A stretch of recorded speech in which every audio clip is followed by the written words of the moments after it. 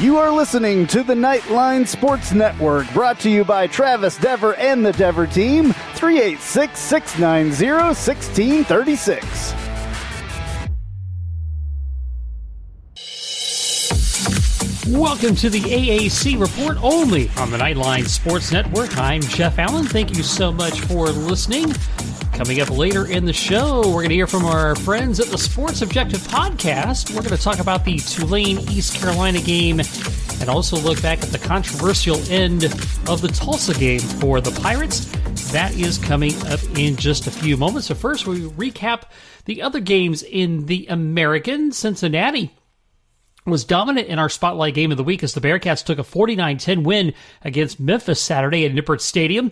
Cincinnati kept Memphis off the scoreboard in the second half and limited a potent Tiger offense to 321 yards and 15 first downs. Quarterback Desmond Ridder accounted for 5 touchdowns, 21 of 26 for 271 and 3 passing TDs to go with 41 rushing yards and 2 scores on the ground. Running back Jerome Ford rushed for 116 yards and 2 touchdowns on 9 carries. It was the win was Cincinnati's 17th consecutive victory at home, extending that home field winning streak that ranks 4th nationally. Bearcats head coach Luke Fickell. Obviously, an incredible win. I want to start by obviously saying thank you. The band was a factor. I mean, there's 300 of them there and their families, and it was just a little bit more of a different atmosphere out there. All the student athletes, you could notice a difference.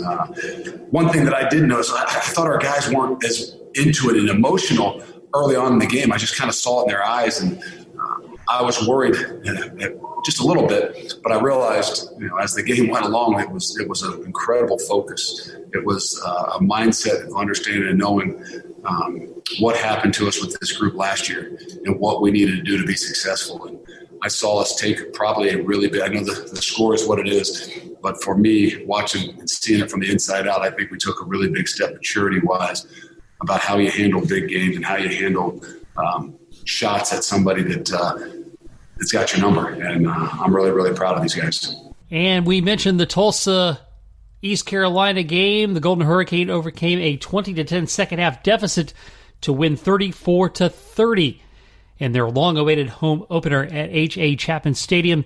Running back T.K. Wilkerson delivered 2 second-half touchdown runs, including the game-winning score with 29 seconds left in the fourth quarter. Tulsa head coach Philip Montgomery.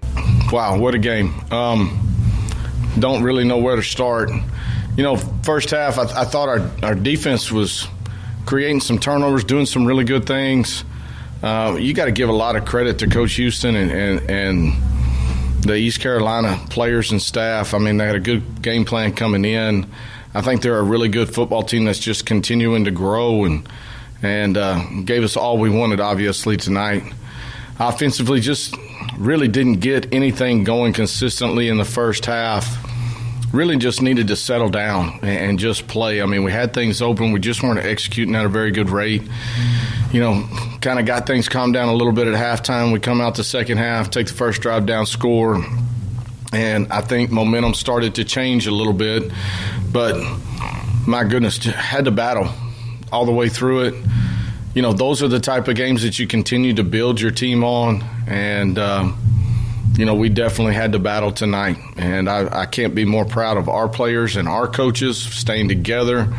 We got 60 minutes to play, and it took all 60 minutes. It took every second of it. And, again, our team we got great leadership. We got guys that are going to fight for each other and battle for each other. And, like I said, can't be more proud of them. And speaking of the controversy, with 1:52 remaining in the fourth quarter, a Tulsa ball carry ruled by an on-field official to a fumble with the ensuing recovery by East Carolina. But further review by the replay official, they reversed the call. He determined the ball carrier had regained possession and was down prior to East Carolina ultimately recovering the football. After reviewing the video of the play, the conference has determined that the judgment of the replay official was incorrect. The ball carrier did not regain possession of the ball, and the ruling on the field awarding the ball to East Carolina should not have been reversed. A completed pass lead or drive was also a controversial replay review in the eyes of many. SMU pulled away for a 51-37 win against Navy at Gerald J. Ford Stadium, trailing 7-0 after the first quarter. The Mustangs poured on 31 points in the second half. on their way to the victory. Quarterback Shane Bichelle threw for 300 yards and 3 touchdowns, while running back Ulysses Bentley IV rushed for 149 yards and 2 touchdowns. Mustangs head coach Sonny Dykes. Yeah, I did. I thought we played a really good third quarter. I mean, I think at one point in the game we outscored them 38-3. So I thought our guys, really played well, got focused in. I thought offensively that's probably the best we played this year. I thought we executed at a really high level. Ran the ball well. We're very efficient throwing it. And then defensively, I thought, after the second possession of the game, I just told Kevin a second ago, I thought that's probably as well as I've ever seen anybody defend them until the end. You know what I mean? We had from really after the second drive until about 8 minutes to go in the fourth quarter, that's about as good as I've ever seen those guys be defended. So, a lot of positives today. We're not very good at finishing games. That's one thing that we've talked about that kind of ad nauseum. And, it's hard for me sometimes to enjoy these wins, when you're blowing somebody out and then you let them back in the game and don't finish it like you should. That can be frustrating, just because you want to, you want to play through the entire 60 minutes of the game. But, like I said, I thought overall that's about as well as we played this year, like I said, up until the end. And thought our guys really, got dialed in and did a great job of stopping them. I thought we made some fantastic adjustments defensively and thought, like I said, we executed really at a high level on offense. So it's good to see. Coach Dykes audio courtesy of the SMU Radio Network. UCF took a 44-21 win over Houston at TD-ECU Stadium. Quarterback Dylan Gabriel threw for 328 yards and 2 touchdowns, while the Knights finished with 2 100-yard rushers for the first time since 2006. Running back Otis Anderson led the ground game with 170 yards and a touchdown, while Greg McCrae added 107 and a TD. And Tulane routed Temple 38-3. Freshman quarterback Michael Pratt led the way with 205 passing yards and 2 touchdowns, to go with 56 rushing yards with a TD on the ground. Wide receiver Deuce Watts had 5 catches for a career-high 114 and 2 touchdowns. Turning to the schedule for this week, it looks like this. South Florida at Memphis. That will be noon on ESPN+. Memphis leads the all-time series 6-4, and they pretty much thrashed the Bulls last year 49-10. Tulsa at Navy. That'll be noon on CBS Sports Network. Navy leads the all-time series 6-1 and was victorious last year by a 45-17 count. SMU at Temple. That's noon on ESPN+. And the series is tied all-time at 2 wins apiece with 2 ties. The Mustangs won last year's meeting by a 45-21 score. Houston at Cincinnati. That'll be 3:30 on ESPN with a possibility of moving to ABC due to Big Ten cancellation. Houston leads the all-time series 15-11, and the Bearcats won last year's meeting 38-23. Cincinnati and Tulsa sit atop the conference at 3-0. SMU is 3-1, having dropped their lone conference loss to the Bearcats. Coming up next, we look at our Spotlight Game of the Week. Tulane at ECU. The guys from the Sports Objective Podcast will join us next when the AAC Report continues in just a moment.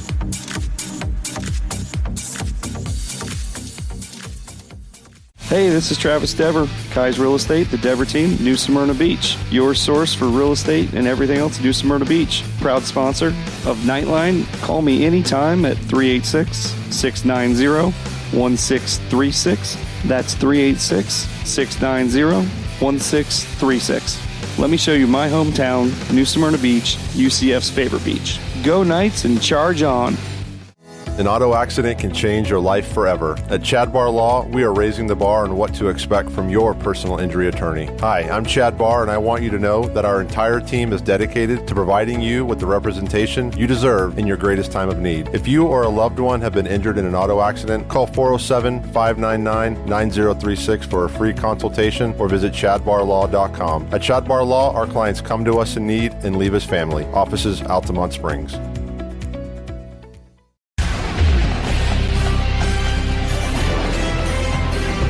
And time now for our interview segment as we talk about our Spotlight Game of the Week this week. Tulane at ECU. And my friends from the Sports Objective podcast in North Carolina are here now to talk about that contest and, of course, the difficult ending to last week's game. Gentlemen, thank you so much for being here. Honored to be here. Thank you so much, Jeff. Absolutely. I appreciate you having us back on. Always enjoy talking the AAC and specifically East Carolina. Yes. So now normally, Cincinnati and Houston would kind of be considered the marquee game of the week in the conference, but we've, featured Cincinnati the last 2 weeks, and we'd like to spread the wealth. And it gives me a good reason to talk to you guys because it's always good to have you guys on the program. And you guys have extended the same courtesy to me as well on your particular programs up there. So let's talk a little bit first. Before we get to this game, I'm sure things are still kind of red around the ears about last week's game in Tulsa. And has the nerves calmed at all from that, or is it still a very bitter taste? Well, I asked Donnie Kirkpatrick, the offensive coordinator, that tonight on the coordinator report. And, for us, the fans and the media, we're more upset about it. I think the players and coaches know. The good news is, Jeff, I think there's not a bye week and off week where they can think more about it. Coach Houston's done a nice job, and the staff of, thank God we do have Tulane this week, I think. And by all accounts, I think they've focused 1,000% on Tulane. I don't think you'll see a letdown. If anything, I think you'll see the team even more focused than ever. Yeah, like Dave's saying, I think Coach Houston and this staff, a very experienced staff, and even though they hadn't gone through a situation as extreme as that, they do have experience dealing with adversity. And so the thing that Coach Houston told the team, he said, guys, flat out, he said, you got screwed. There's no two ways about it, and there's no way around it. We got screwed. But we can, handle this in a way where we channel this into this negative energy into some positive momentum and go into Tulane and play the way we can against them Saturday at Dowdy-Ficklin, or, you play too emotional and you get yourself into trouble because you're trying too hard. You commit penalties that you probably wouldn't typically commit and those sorts of things. Well, let's go back and look at that last drive because, the fumble in question, it amazes me. And I will preface this by saying that, officiating is a hard job. And what they get right in real time, a lot of the time, is still very impressive. But in this league, we have a lot of problems. There's been bad officiating, and now, the replay official comes into view. And I kind of look at that thing and go, okay, how does he not see what everybody else sees? Right. I think Kyle made that on our show last night, our latest episode, Jeff, is the very fact that, it's one thing, and you make that great point. It's very difficult, no matter what sport that you're calling, no matter what level, it's extremely difficult. And I would imagine, I don't know, Bubba maybe can chime in on this, but I imagine that it's even harder, the levels that you move up, whether you're coaching or officiating. In this particular case, it was unbelievable because they got the call right on the field, Jeff. Usually the replay should be if you get the play wrong, and then it gives the officiating crew a chance to get it right. In this particular case, there's no way in the world you could see, anybody could see, unless you're a Tulsa fan, obviously, the ball came out. And that was it. And as a matter of fact, the league said it was wrong, and they issued a statement. That play occurred at 1 minute, 53 seconds to go. It was about 10 seconds rolled off the clock, something like that. I looked at my mom, and she was into the game and had to work the next day. She had a few hours of sleep. And I said, Mom, hey, it's over. We won it. We've won the game. I can't believe we beat Tulsa.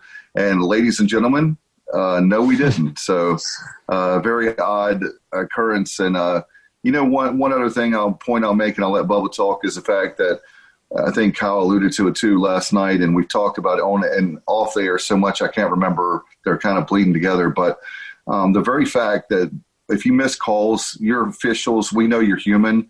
We don't have a problem with that. What we have a problem with is that it was several calls in the same drive, and it determined the outcome of the game. There's no question that East Carolina was going to win that game. Yeah, like Dave's saying, it undoubtedly is difficult to officiate. But, I mean, those guys, I mean, they started, I'm sure, at a much lower level and then worked their way up. And so that, in my opinion, that's really immaterial or, but as far as the situation itself, I think, like Kyle said, you wonder almost if they're trying to kind of preserve, Tulsa and Cincinnati on December 12th, I think it is. And I don't know that maybe that wasn't the case, but it sure seemed like it, like there was a motive there besides just missing the calls, because they had the angles. So you saw the ball on the ground twice, but it didn't matter. And just very difficult to move on from, but you have no choice. And so now we just got to do what we can to come out and take care of business and take our frustration out on Tulane on Saturday at noon. Yeah, and of course, a league apology amounts to just having a burning bag of poop on your porch too. I mean, it doesn't bring exactly, and that's the thing that's so frustrating. Is for me personally, I would say that I'm more on the harder end of things compared to the other two guys on officials, but at the same time, I'm also fair. And my concern is moving forward. I don't care what team it is in the league, a team that very well, UCF. If it's whomever it is, I just want them to get the calls right. And listen, Jeff, and I told the guys, we've had so much adversity way before COVID with having Scotty Montgomery as coach and lopsided losses, and we're getting our butts kicked. We never complained to the officials then because we didn't deserve to win those games, and we played really, really bad and had a bad football program. And now you see where Mike Houston is turning the program around. And guess what they need, Jeff, more than anything right now? They need wins. Mm-hmm. And I think Donnie K was talking about they're in the winning, they've come so close. The Navy game they should have won. We didn't have Holt Nailers. Now you have this game. And you look at USF, you can make an argument that there's the last three ball games they should have won. They did win the USF game, but then you have those other two. So anyway, the good news is you can see the program is competitive. They are righting the ship. That's something that in Pirate Nation they talk a lot about, righting the ship. I don't think there's anybody in Pirate Nation right now that says the program is going in the wrong direction. If they do, they don't deserve to be a part of our fan base. Piggybacking off what Dave is saying regarding that final sequence, and then we'll focus in on Tulane. But I know Coach Houston in Tuesday's press conference, he addressed multiple questions from one member of the local media, just talking about, hey, has the AAC, have you had conversations with the league office besides the apology? And Coach Houston said, in very general terms, I have had a very extensive dialogue with the league office, and I'm going to leave it at that. And then that member of the media pressed him some more, and he said, that's all I'm going to say about it. Yeah. And then the final thing I will say, in his post-game remarks, Coach Houston was very you could tell he was just at a loss for words. He said, guys, in all my years of coaching, 20 years or so as a head coach now at different levels, I've never seen anything like that. And I didn't know what to tell my football team, because I always preach to them, my staff and I do, that, hey, guys, you do the right things, you work hard, et cetera, then it'll pay off. You'll put yourself in position to win the football game, and you'll win the football game more often than not. Tonight they did that, and then now they're looking at me kind of sideways because that didn't happen. Yeah, and the third member of your team has now joined the room. Kyle Barber is here. Kyle, how are you, buddy? Can you hear us? Yeah, Jeff, how you doing, man? Sorry for arriving late, but that's just kind of my style. Hey, it's better late than never, my friend. So anyway, we were just piling on about the Tulsa game. So give us your 2 cents on the officiating, if you would like. Well, I mean, it's one of those things where you got to wonder when it's 3 bad calls on one drive if it's just incompetence or if it's intentional. And you hate to be a conspiracy theorist, but when you have a play on 4th down where it's a incomplete pass, and then they make a judgment call to call pass interference, and it's from the back judge 40 yards away, and it's 3 seconds after the play's over. Well, that's one thing. Then you got a fumble, and it's called a fumble on the field, and that was the correct call. as the American Athletic Conference released a statement saying that was the correct call. They made a mistake. Well, when the call was correct on the field, the point of review is to confirm the call is correct, and only make a change if the call is incorrect. You know, if you're not sure, then the play stance is called. So to reverse a call and then reverse it to the wrong decision, I don't see how you do that unless you're intentionally doing it. And then, you know, what happens a couple plays later, we have a incomplete pass that's called a completed pass on the field. The review clearly showed the ball hit the ground, and they withheld it. So for me, for that to happen on 3 plays on one drive, I don't know why somebody on that officiating crew, my guess is the replay official, wanted Tulsa to win that game, but he clearly did, or he's just incompetent. And, you know, we were talking to somebody from Tulane last night, and I'd love to know if you remember back to their game in 2017 against SMU to close the season where Tulane had a touchdown, and they were called short of the goal line, and it was obviously a touchdown, and replay reversed the call and said he didn't get in. I was wondering if it was the same replay official. If so, then he is just incompetent, and he don't know what he's doing, and he needs to lose his job. But I'm just saying, Jeff, have you ever seen anything like that in a UCF game where there were 3 straight bad calls on one drive?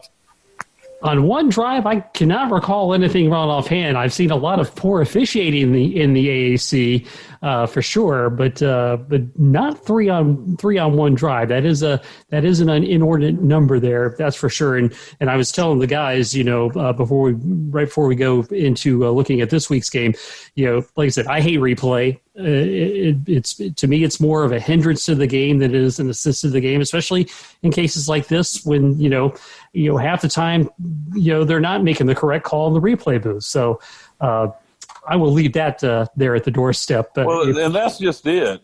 They need to learn what replay is supposed to be. It's supposed to be to review the play. All right. Well, then review the play. If you don't see anything that sticks out, definitely that call needs to be changed. Then you leave it alone. Play stance is called. That's the way replay is supposed to be. Evidently, these replay officials need to be retrained and reminded on what replay is supposed to be about. Yeah, and I think it's on all levels, college and pro myself. But again, I am very anti-replay, as you probably have guessed by now. So let's take a gander at this week's action. You got Tulane on the schedule this week, and this is a team that's been up and down. They can be very potent offensively, and they've also had their struggles. They've looks like they have finally settled on a quarterback. Let's get your thoughts on the opponent for this week, Dave. Let's start with you. Well, there's no question Willie Fritz has built a tremendous program, Jeff, and it makes the league even harder. You know, Tulane used to be a game that, and now people say with East Carolina or USF this year, or obviously the number of years that the Connecticut, UConn was in the league, you can circle those. That's probably going to be a league win. Well, now Tulane, with Willie Fritz, they have stability. They have a relatively new stadium. They have a coach that's taken them to 2 bowl games back-to-back, first time since 1970, 1980. We found out from the play-by-play voice today from them. And then, for me personally, to me, this is a 50-50 game. I really believe that. I think that Tulane is similar in talent. Maybe you could argue one area that I know that's better for them certainly is the defensive line. But I think this is close to a 50-50 game compared to some of the other games we have coming up with the likes of Cincinnati and SMU. Bubba? Absolutely. Like Dave said, Willie Fritz has done a tremendous job there. Unprecedented success, winning back-to-back bowl games for the first time in the program's history.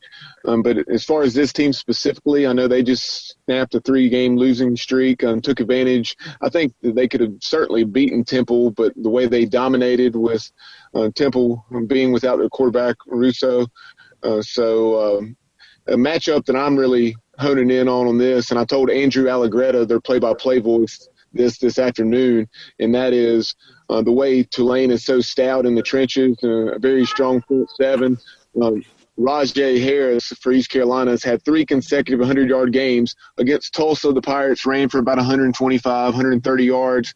I think this weekend we're going to have to do something like that. If we can do that, just to slow down their front seven and give Holton in the passing game time, we'll really have a chance to make some hay throwing the football because they've struggled defending the pass. Kyle?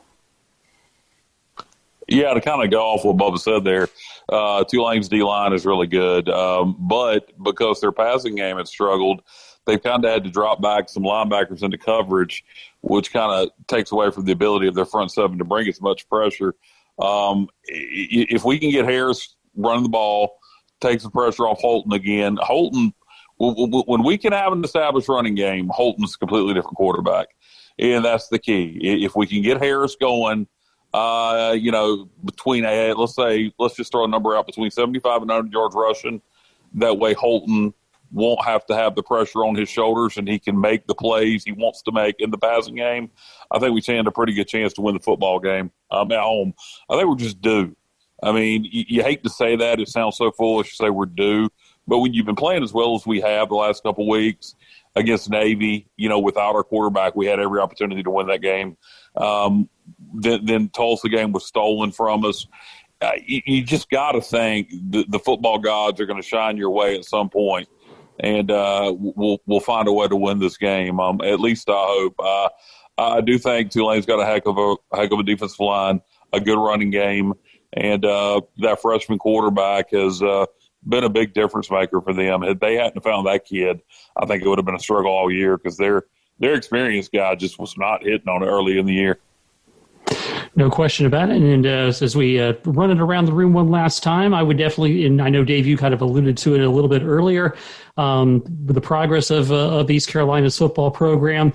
I would have to say, at this point, how would you grade it? And are you pleased with how they're doing so far? Dave? Yeah, absolutely. To me, a grade. Well, put me on the spot there, Jeff. I would say it's probably a C right now. I know there's a lot of things that they can improve on. The coaching staff would tell you that there's a lot to be added. This team has really grown. I think if you look at that, the game I go back to a lot is that Georgia State game. I know Donnie K mentioned that indirectly tonight on his coordinator report, the offensive coordinator report. That he talked about. There was a game we just didn't have any energy. He was saying something like that, and that's true. It was a Georgia State game. And if you look at that game, that was a 50-50 ball game. They have a great program. We did not play well at all. And if you look at that point forward, I would say that's probably a D or F that night.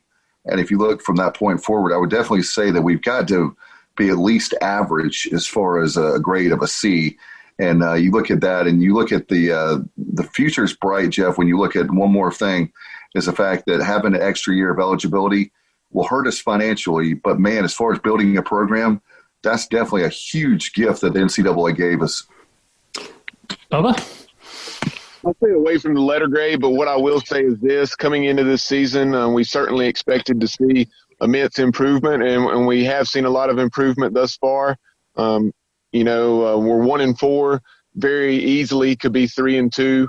The Navy game was definitely a could have won, if not a should have won. And then we know what happened out at Tulsa. So we really felt like that we would be a lot better, that it may not necessarily show up in the record. And that was when we were playing 12 games as opposed to 9, maybe 10 or 11, depending on a bowl situation. And that really appears that that's still going to be the case, that we're significantly improved, but it may not show up in the record. And Bubba, of course, through the magic of technology, is joining us from his son's baseball game. Are they winning? Actually, it was just a tryout. Okay. The fall travel season just concluded, and this was a tryout for the team going into the spring so they can get their ducks in a row and get ready for the spring with winter workouts. All right, Kyle, let's turn to you. What's your grade and assessment of the season so far for East Carolina?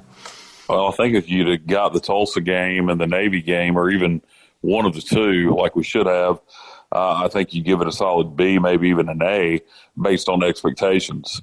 Also, if you look at improvement since the UCF and Georgia State game, definitely an A+ with improvement. The difference to me on the opposite side has been, again, running back Rajay Harris. From an improvement standpoint, you hate to give letter grades. I would say we're an A. in terms of improvement from game one until now. Overall, based on wins and losses, you hate to judge them because of wins and losses because you feel like you had one stolen from you. But I would. You hate to say a letter grade. I'm going to cop out and say a B-. All right, that's fair enough. And again, we'll definitely have a better idea once the season is over about the amount of progress. But you could definitely say trending up is the key words there. So, guys, this has been a blast. Always appreciate getting to talk to the three of you. And please step up and one of you let me know what you guys got coming up. And you've had me on your show, The Inside Slant, a few times. You guys got lots going on, not just covering East Carolina, but a multitude of things in your area. So please promote social media and everything else that you guys got going on. Absolutely. The Inside Slant is the weekly college football preview show. Like you mentioned, you've been on multiple times. This week, it's actually going to be all pre-recorded, so it will be audio only, pretty much anywhere you listen to podcasts. Typically, it will be Facebook and YouTube, and then also audio only, not only, but audio format as well.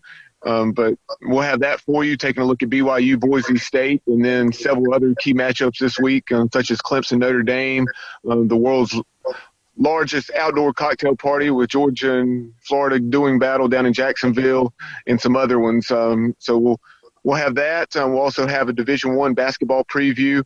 That will be a lot of fun, taking a look at the entire state of North Carolina and talking about all 18 Division I teams.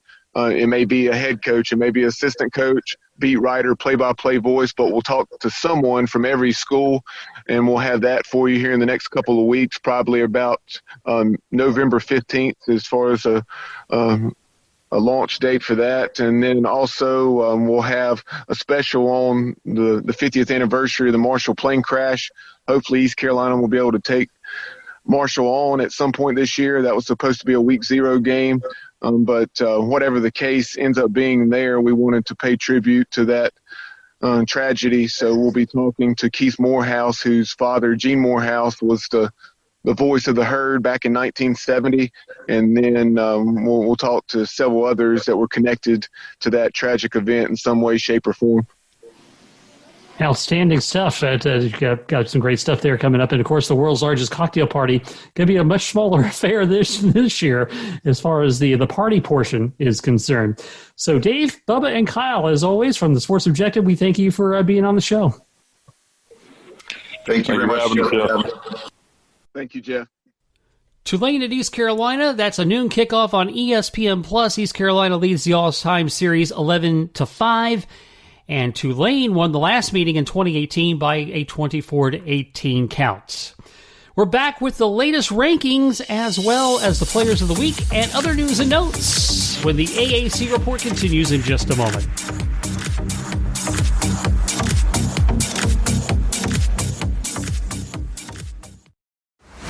Hello, Night Nation. This is Andrew Fagley reminding you to tune in every Tuesday night, 9 to 10 p.m. on WDBO 107.3 FM and AM 580, plus the WDBO app for Nightline at Night. Brought to you by Chad Bar Law. We'll be taking your calls and your texts reacting to the previous week's UCF sports action, and you never know who will show up. Once again, that's Nightline at Night, every Tuesday, 9 to 10 p.m. on WDBO 107.3 FM and AM 580, plus the WDBO app. Go Knights and charge on.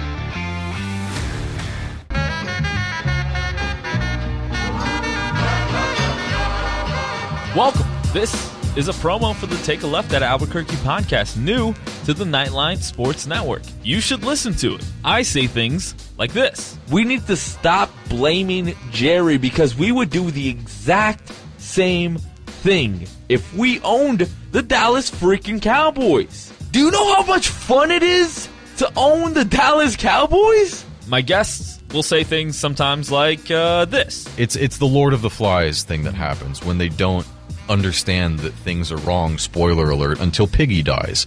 Lord of the Flies has been out for like like 100 years. Like, I don't even know. Sorry to everyone at home who I spoiled the book for. A book's been out for like 90 years or something. And sometimes, rarely though, I'll say really stupid things like this. If they don't make it out of the West and the Raptors get to the finals, I will go on either this show or whoever's show and say that Kawhi Leonard is overrated. Because I have too much evidence of it.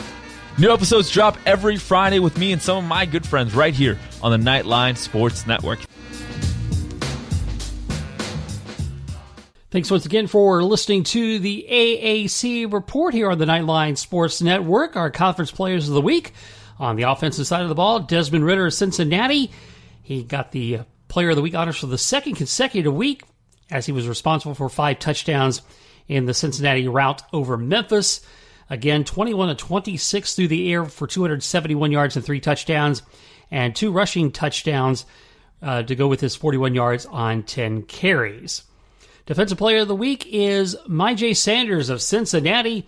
He led the defense that limited Memphis to 5 rushing yards, 290 total, and just 10 points.